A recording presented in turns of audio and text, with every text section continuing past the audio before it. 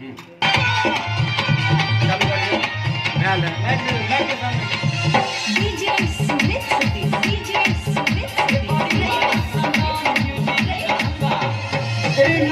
चल छोड़ी लहंगा उठा के जिला दरा भंगा में मार कर बके है करता जवानी के छूट जतो हके मनोठा वाला छौरा जवान दुनु छूट जतो मनोठा वाला छौरा जवान दुनु छूट जतो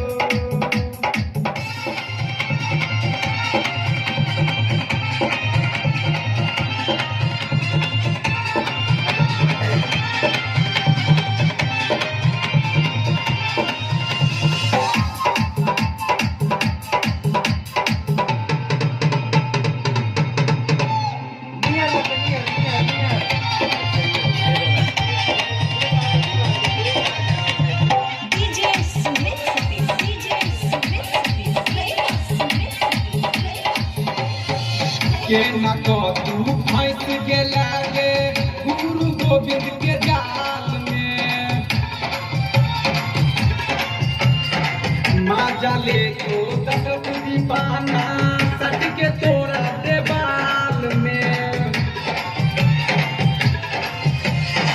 के न को तू फंस गेला रे